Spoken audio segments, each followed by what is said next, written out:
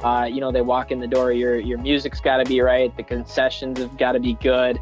There's got to be, giveaways and all these different fun things that surround the game as well. And the video board is the most important of those things.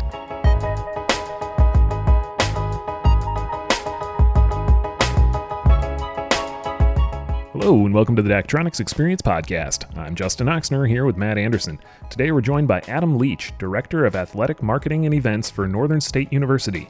We're going to talk about his role at Northern State, their new centerhung that supports multiple sports on campus, big things their campus is working on, and more.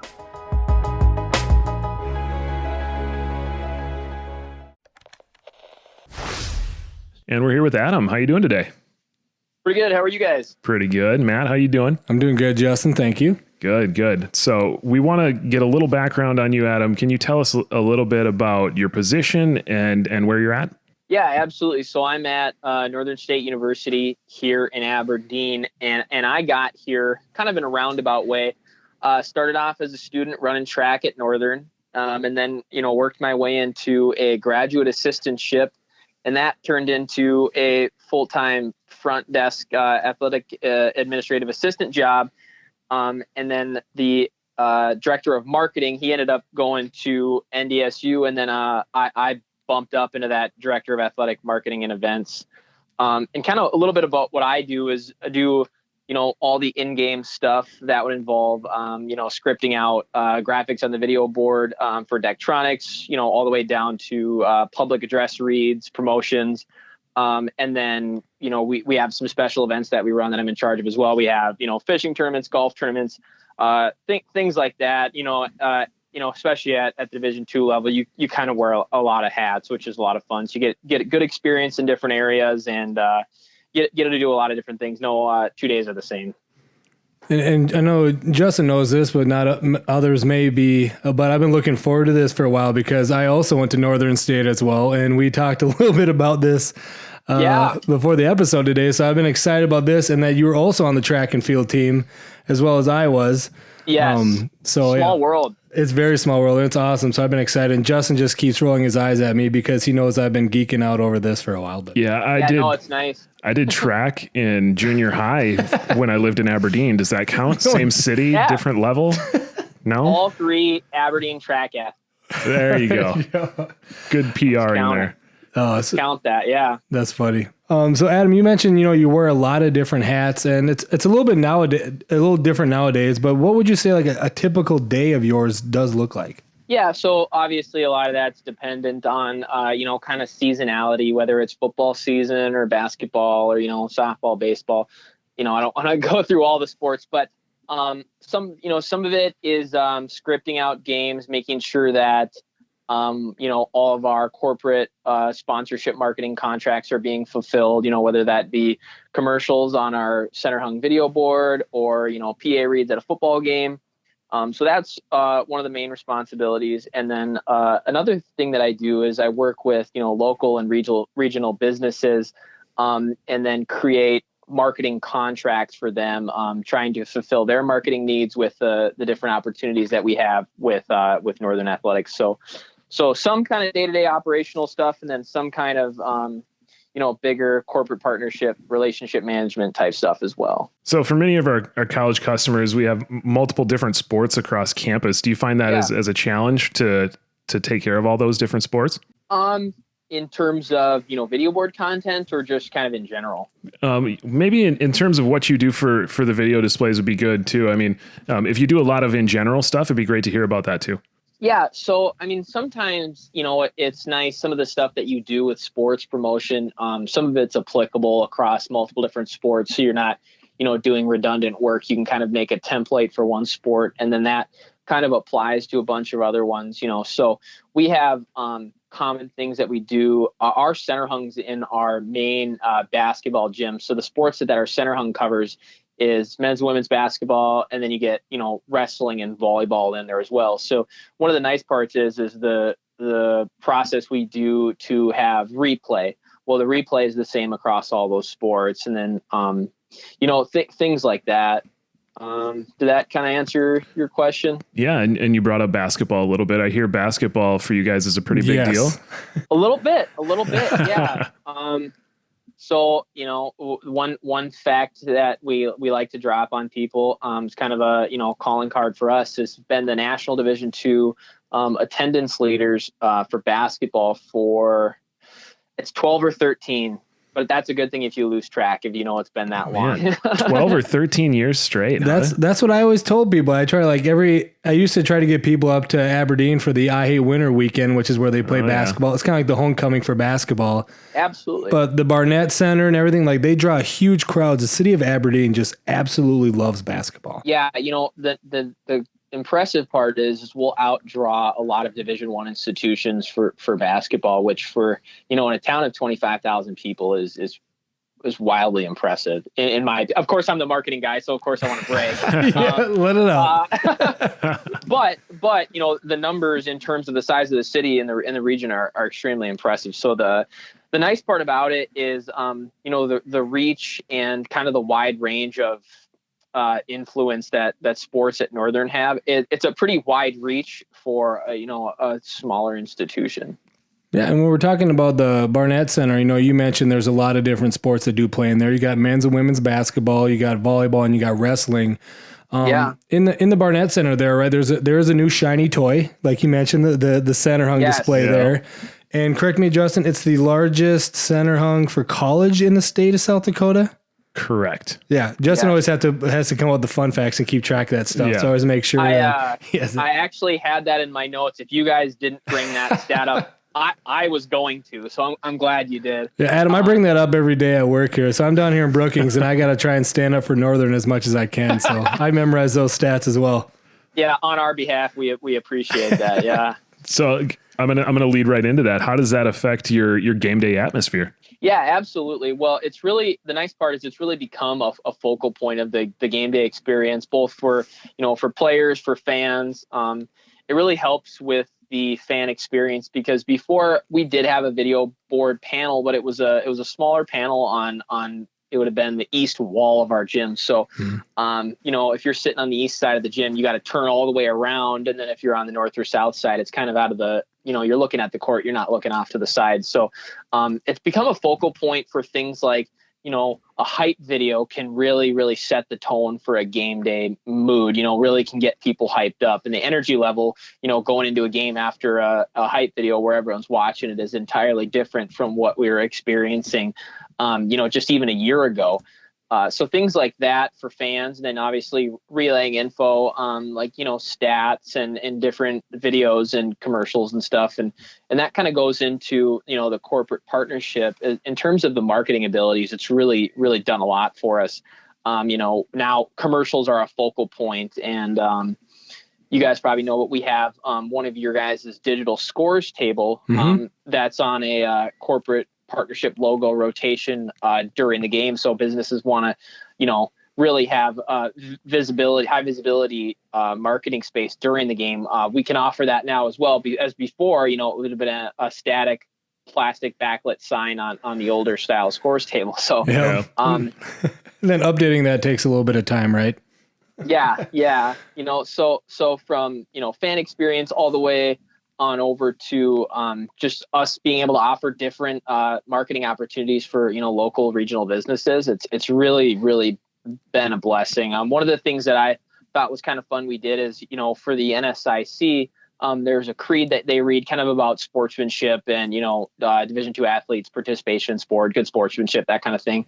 So what we did is we had a bunch of different athletes read different sections of the creed, and then we montaged that together and then play that on the video board. So kind of trying to be creative with different things like that. And it's like, how can we incorporate the board into all different elements of the game? So yeah, that's awesome. So I'm thinking back, I'm always curious, Adam, from, what, I wouldn't say what triggered this, but when did you first start talking about, at Northern of this type of project, knowing that you wanted to go with the center hung?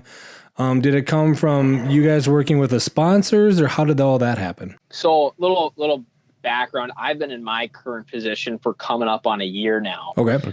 So I know that the conversation to get this board in would have started, months before I started, but I know that it was a relatively, short process. I know that it was funded via donations. Mm-hmm. Do you remember like did it come up? Because like I know the video display you're talking about that was on that Nwall. So it's like, do you know if it was just like, hey, we need to upgrade this and we're going to go center? Because I was amazed because I know Northern, I know the Barnett Center. And when I heard it was going to be a big center hung, I was like, wow, I never thought a center hung in that facility. I thought they were always just going to stick with, nice big Nwall display. So it was kind of like a pleasant shock to me that it was going to be a center hung.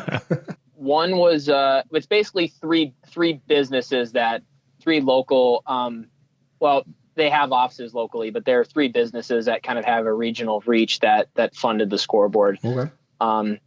But I think the conversation really started, it just when you're playing different content and putting out different commercials and business logos and stuff, it makes so much more sense for the focal point to be in the middle than the side. The viewing angles are better. The opportunities for more people to see it are better. And one thing that I noticed last year, working games and stuff, is when you play a pump up video, the audio comes on and then it takes everyone, 15, 20 seconds to find out what they're supposed to be watching, if the panel's on one side of the arena, but when you have a kind of a center hung that really dominates the arena, when you're putting out content and different information or saying, hey, take a look at the video board for this contest, it's really much more obvious and it's much more intuitive for the fans to know where to look to get the information that's either they're hearing from the PA announcer or, a different audio. They just know where to look. The flow is a lot better, if that kind of makes sense. Yeah, definitely.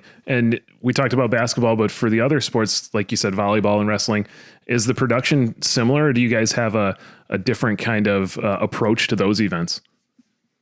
Yeah, so a lot of it's similar. One obviously common element that exists between all of those would be the live video. Yeah. So we have the live video, and then we have a lower third scoreboard that we change the colors and logos for depending on the team that we're playing. Obviously things change, like, the pin graphic doesn't work as well for volleyball. Maybe that button accidentally gets hit during volleyball, but there are a lot of those kind of takeovers where we'll take over the live video and hit the block, spike, bump, 3-pointer. So a lot of those kind of short, quick hitter interjections are common between all the sports.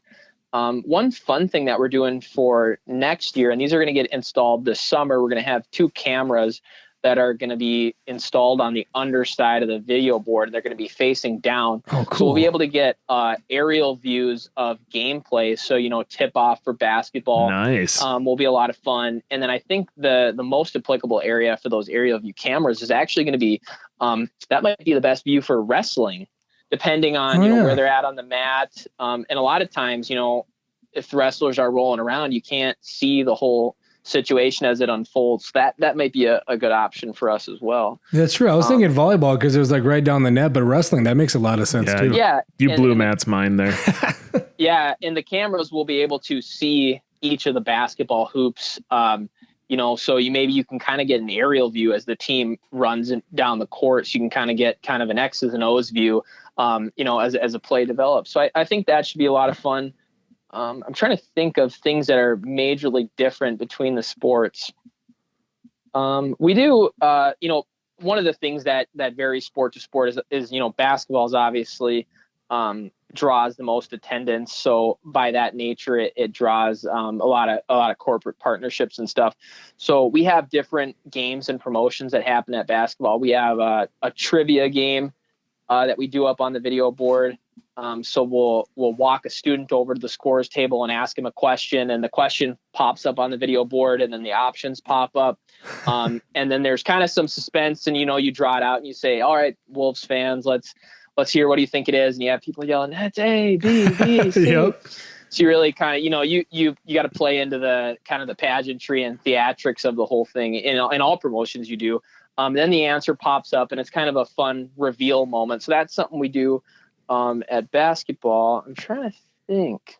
Yeah, one of the interesting developments for me has been constantly analyzing and reanalyzing games and constantly asking myself and, the people around me, hey, what can we do on the video board? Because we're in the first year of having it. So one of the biggest curves has been, halfway through the year say, oh, why didn't we have a video board graphic for that? Or, things like that, and constantly, making sure that we're using it as much as possible. Yeah. And that's kind of coming off, Justin and I, when we talk a lot with customers at varying levels, it's almost always the same as that the first year that they have a display, that first year is just making sure they can, fulfill sponsorship agreements.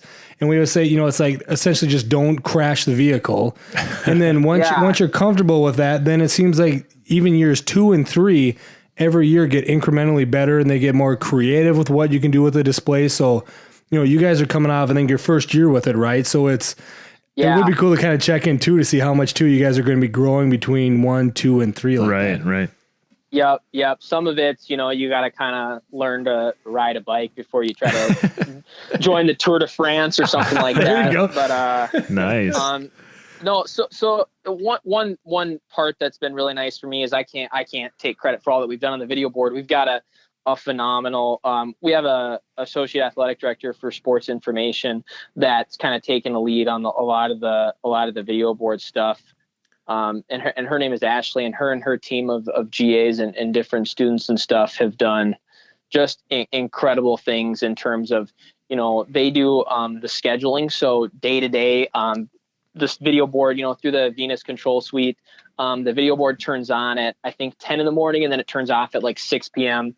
And there's a rotation of, graphics. And then, hey, we have like this week in Wolves athletics, there's like a little calendar that pops up with the different things that we've got going on. So, it really a team effort of developing content, scheduling it, and then, some of what I do is implementing it and figuring out where in the game that fits. Okay. And you mentioned all this different production and getting ready. Do you guys have a production room right there in the Barnett Center? Is it on campus somewhere, or do you just kind of have the computer location somewhere and you kind of all work from there? Yeah. So the nice part about where, our show control computer is up in a crow's nest on the west end of the arena. So it's basically like, the court's on floor 1, the bleachers go from the ground floor up kind of to the second floor. And then essentially, this crow's nest is right up near the ceiling. So you can see the video board. And what I like, cause I'm on a headset with the person running show control in game.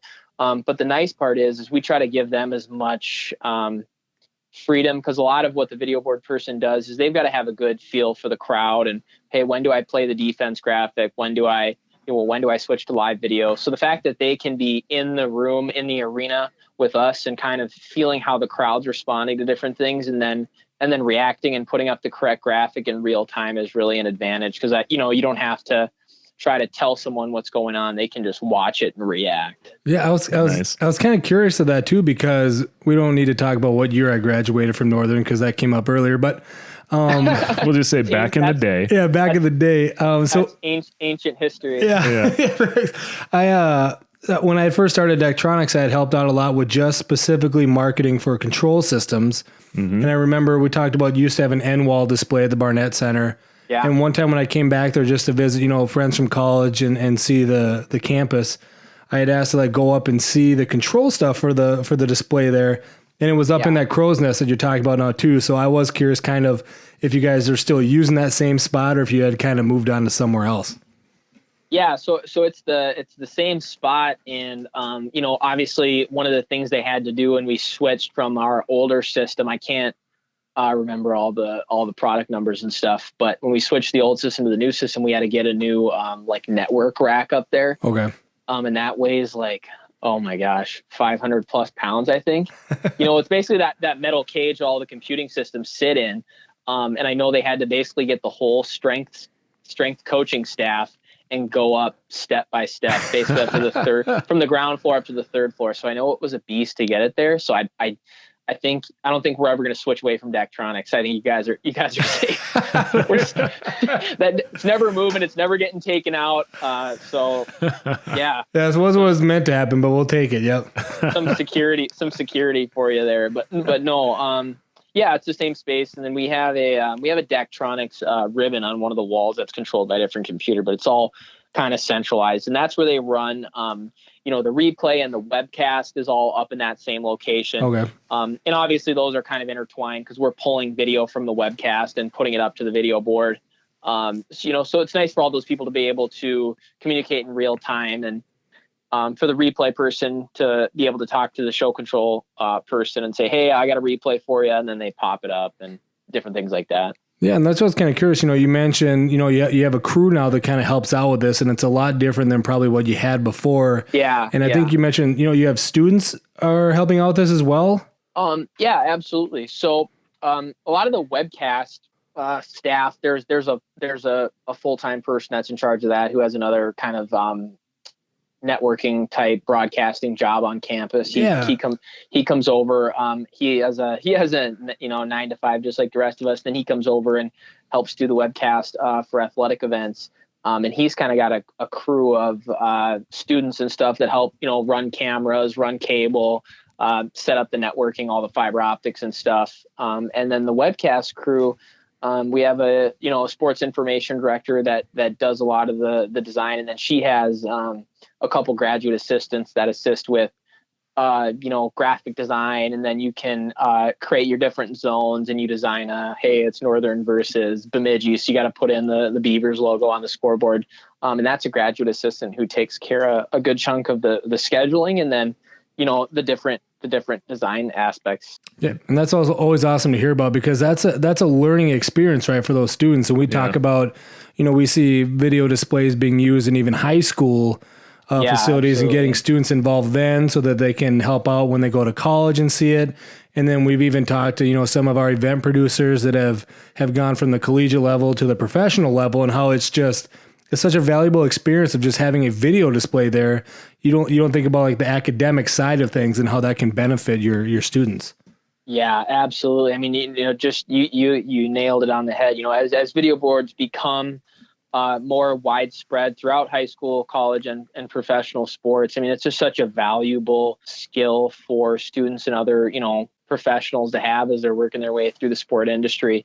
In terms of, fan engagement and, the way that sports are going, a game really needs to be more than the sport product in and of itself is not enough anymore these days. Right. So it's got to be an all encompassing experience from the first step.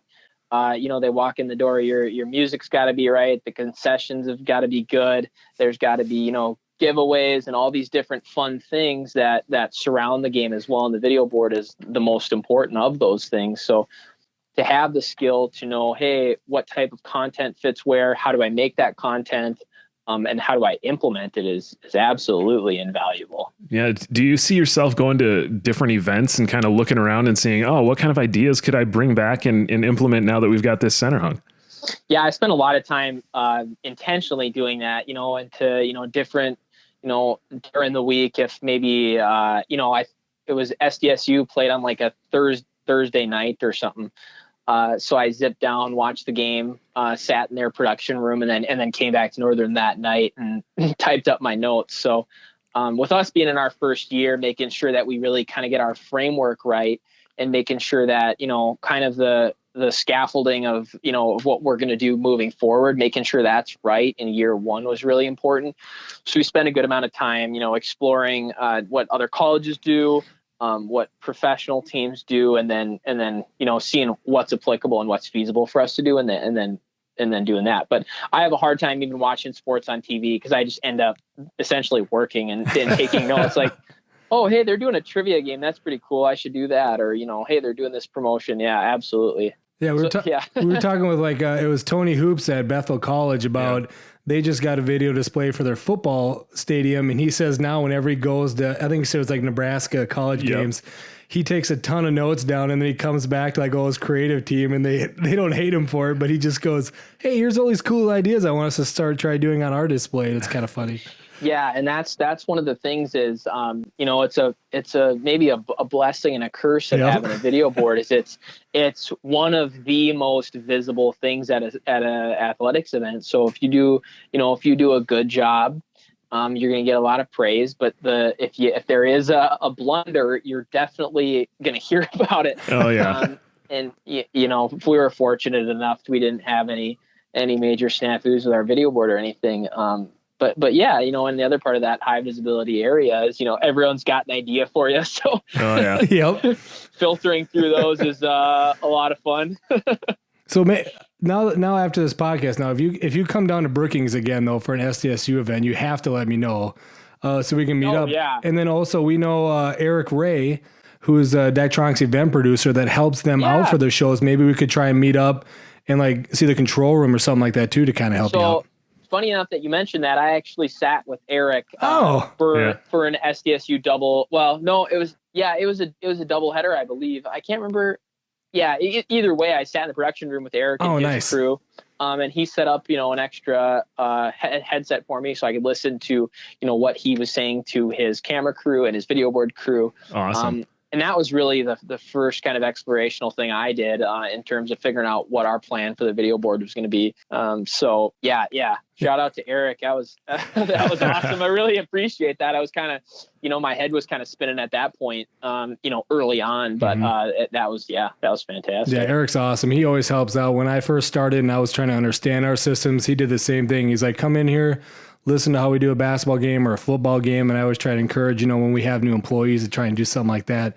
Because he does a really good job of explaining everything and letting you kind of listen in on it. Oh yeah, absolutely. So valuable, so efficient, good at explaining it. Yeah, absolutely. If I were to redo it over, he would be my first stop. Nice. Yeah, absolutely. I thought I was giving him a hookup here, Justin, but it turns out he doesn't even need me. He already knows. Yeah, he doesn't. Fine. He doesn't need you. I'm happy to say that on the podcast here. Yeah, there's a one of the. I don't think he works for Learfield down there, but there was one of the person who had a position similar to mine at Northern actually works down there now too. His name is Blake. Blake Day? Yep. So that was kind of my Northern connection. You guys are kind of collecting all of our people there. Nice. So I want Northern people to come down here and stay Northern. So I'm trying to meet my people down here. Yeah. Oh, conundrum. Yeah. Okay. So I'm going to go back to a little bit earlier. You said that some of the students were actually creating some graphics or layouts for you. Did you get any content from Daktronics Creative Services when you first started up there? Or are you making a lot of your own content? So some of it is, shorter, more simple things. Like one of the things that we did is, we had a basketball player, a couple actually reach 1,000 points.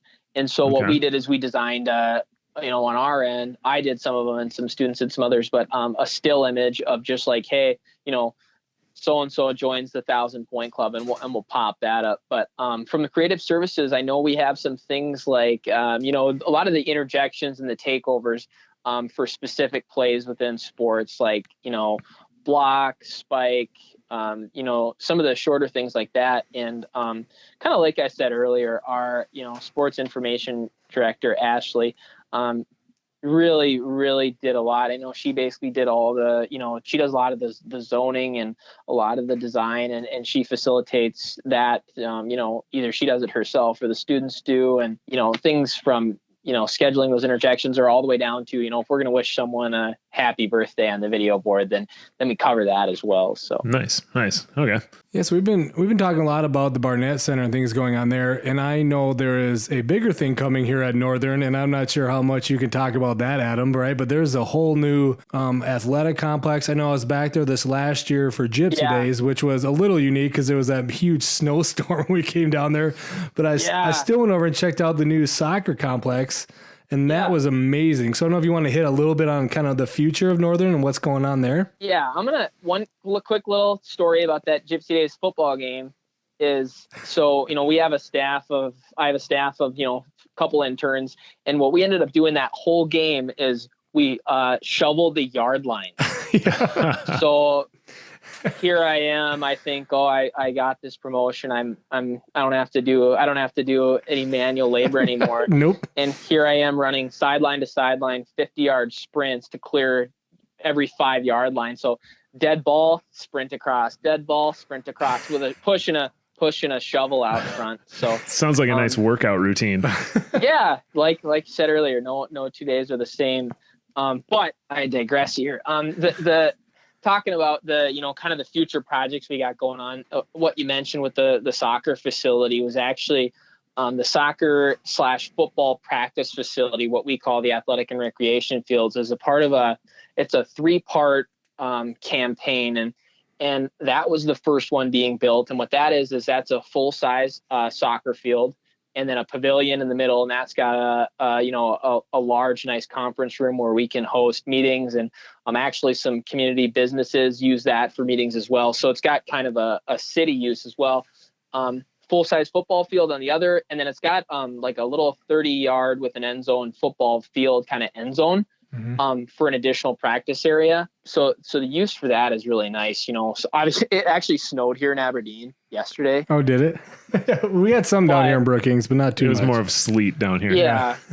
But, in years past, we might be waiting another couple weeks for the ground to dry up. But really, one of the things we do is we treat it like a parking lot. We've got a special equipment to clear those fields when it snows. So essentially, when the weather warms up, you're maybe waiting for that last inch to melt. And then basically, as soon as it's warm enough where you're comfortable practicing, you're ready to hit the ground running.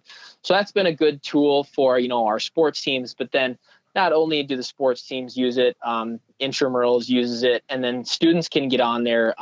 There's kind of general student body use hours during the school year, so they can use their student ID and swipe in there. So awesome. That was part one. And then part two is the school for the blind. The land where the new football stadium will sit was currently, they actually just tore it down, but the land where the football stadium is going to be, the South Dakota School for the Blind and Visually Impaired was sitting on that land. And how that worked is Northern said, we'll do a kind of a land trade where we build you a new school and a new facility on Northern's property, but then we will then use that land that the School for the Blind previously had. So the School for the Blind got a brand new state-of-the-art facility for them to use, and then we got the land. So I think it was kind of the best of both worlds for both entities. And then now Northern actually has it'll be basically like a school for the blind and visually impaired. It's like a master's program. Okay. That will allow Northern students to, learn about, how do I get into the profession of, helping people who are visually impaired or things like that. So Northern will be, I guess, be the kind of the premier place for people looking to get into that. Wow. Too. You got some big things going on. Yeah. It's been really great. It's been a lot of fun to see things grow. And then the third part, the part that I may be most excited about is the new football stadium that's going to be happening. And Matt's nodding his head over here. I've been following on Twitter too. so much about this. I've been waiting for this part. Yep. Yeah, absolutely. So that is going to be the scheduled completion date is this upcoming year would be our last year of athletics, or not all athletics. Track and field will still use Swisher Field. Yep. out by Central. And then but then after this year of football, next year would be the first year in the stadium. So it's kind of been fun. I was here in undergrad, and you see renderings and stuff for 3-4 years, and now that land has been plowed. The parking lot is actually poured, and people are using that parking lot already. The light poles are going up, and they just finished demolishing the old School for the Blind. So it's really kind of fun to see that, that long-term campaign come into fruition. It's really an exciting time. Nice. And I think, because I've seen a lot of the renderings as well, is there a video board at that football stadium? There will be. One of the things I've been working on is, as you know, there's actually static. There's advertising panels on the side, so we're getting getting a jump on that. But yeah, I think it's like 79 feet. I think if you measure it like a TV corner to corner, it'd be like, I want to say it's in the 70s, or I think it's like 85 feet. Okay. Wow. I have a schematic, but I won't take the time to look it up. But it'll be pretty sizable. Yeah, if you have a link to something that you want to share for this podcast, we can put a link in the show notes. So if people want to look it up, they can. Yeah. Yep. We kind of have a Dakota Bank facilities page kind of showing, hey, here's kind of what to expect, and obviously as we get closer, more and more that information comes out. I don't think I've said anything that I'm not supposed to. I think we're good. Nice. I just know because, it's a combination of where I went to school that I'm passionate about and Daktronics where I work at. So it's kind of that I follow along anyway. But when I start to see renderings and stuff with the new stadium coming up there, I get pretty excited about it. Yeah, it's been really exciting. And you can kind of tell, it'll be something that has a regional impact. And the fun part is obviously, there'll be football there too. But a few of the things there's going to be, conference rooms, and there'll be a big club room on the north side of the field, like an indoor closed off club room. So you can hold conferences there, and I know the future goal is to have, events there. Maybe you have a kind of a little expo, or, maybe you want to use it to host the reception of your wedding or whatever that may be. We'll be able to kind of cater to different, local and regional needs with that facility's kind of range of things that it can do. So. Okay.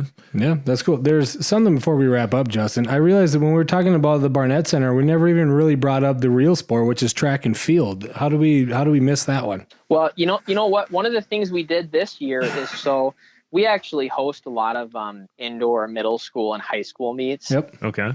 In our gym, and so and this was kind of a pet project that I took upon myself, but. We set up a layout so that our timing cameras at the finish line and stuff will actually relay results to our video board. So even though we're not using, we had one home indoor track meet for collegiate level, but they'll be able to use that Daktronics layout for all the middle school and high school meets that we have in here too. That's awesome. Yeah, because I remember that was part of it when I was at Northern, was on the track and field team. You had to help put on those different track meets when they came in there. Yeah. Sometimes it's just like herding cats around in there. And it was because I was a high jumper, I had to help run the high jump mat, and everyone always thought it was just fun to run up and knock the bar off the thing. So they wouldn't even try to do it. So, oh man, if you were manning it, I'd want to run and just knock the bar off too. Thanks. Yeah, no, it's kind of fun. I mean, a lot of those kids, in the, within the immediate area that, Northern's probably their closest chance to get some races in early on. As we know, spring doesn't always come as early as we'd like it to. Yeah. So, if you want to run in February, March, April, sometimes even May, I guess, it's a nice opportunity for those kids to kind of get indoors, and, the video board's a nice a way for us to kind of cater to them and show them a good experience. Nice. Yeah.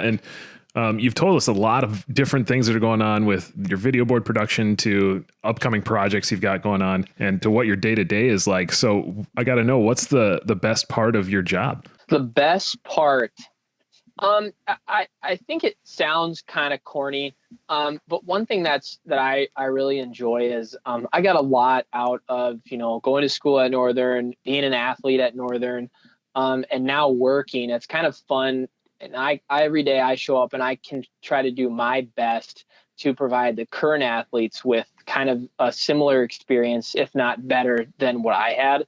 I just think it was really formative couple of years for me at Northern, and it still is. So, kind of doing my best to make sure that, all the athletes and everyone who comes through, whether that be an athlete or a fan or a supporter, has a good experience. So as motivation is really not an issue, and you're like, oh, right. Okay, I can kind of give back to a place that gave a lot to me, and then I can, hopefully make as many people happy at a game or, otherwise as possible. So that's a lot of fun, knowing when you script out a game, you're, hey, if it's I Hate Winter, if we do a really good job of putting this on, we're going to make 5,000 people's day better. Yeah. So you know what I mean? When you kind of boil it down to the nuts and bolts of, hey, are you just making people happy? Then that's a lot of fun. Yeah, that makes perfect sense, especially doing it for your alma mater. Because I know, like, everybody's got their school pride, and Matt's sitting over here wearing Northern track pants right now, of course, and nice. Showing pride for his school. I'm wearing an SDSU shirt because I went to SDSU. Like, it's a big deal, especially when you get to go back to the school that you came from and help out. Yeah, when it's a place that you were at for 4 or 5 years for some people or whatever, and just to kind of take on a different role. When you're an athlete and a student, you're kind of receiving the benefits of the work that the administrators put in. And then, to be able to kind of be on the other side of that offers a different perspective, but it really makes you kind of appreciate everything that, people, like Daktronics and people like Northern, all the things that go into making athletic experience what it is. It just really makes you appreciative. And you mentioned always trying to make it better as a part of your job, and you guys are definitely doing that up there, because it was about 2 or 3 years ago I did the old man thing where you go back and you see the new training, the weight rooms and all that stuff, and me and a couple of my former track teammates were looking at that, doing we didn't have this nice of stuff when we were going here. We had a tiny weight room, and you start going through all that, and it was impressive to see how all the things have changed and how much it's grown since then. Yeah, that's really that's really just a credit to our leadership, all the way from Dr. Downs, our president, all the way to Josh, our athletic director. How those two lead the university and lead the department, and then also the community support we get is it's pretty phenomenal. It's just unparalleled from anywhere else I've seen. That's awesome. And I want to go back to something really quick, because you said, if somebody goes to college for 4 or 5 years, how many years did it take you over there, Matt? It was 4.5, Justin. Oh, that's I don't know not why so we bad. got to bring that That's up. not so bad. Because there's that quote, a lot of people go to college for 7 years. Yeah. They're called doctors. It's only squeezed 4 years into 5. Right. But in all seriousness, I want to thank you for coming on and sharing everything that's going on at Northern and your job with us. Yeah, absolutely. I really appreciate you guys having me on. And I just want to say, throughout the whole process of having the video board, kind of the different things and different help that Daktronics offered has really been a lifesaver. So, I really appreciate, what you guys have done for us as well. So. Awesome. Well, thank thanks, you. Adam. You got to let me know next time you're in Brookings, and then I'll let you know when I make it up to Aberdeen as well. Yeah, absolutely. That would be great. Put a face to the name, and then that'd be great. Cool. Awesome. All right. Well, thanks again. Yep. Thanks. Thanks, Adam. Thank you for listening to this episode of the Daktronics Experience Podcast. Please subscribe at your favorite place to listen to podcasts to keep up with our latest episodes.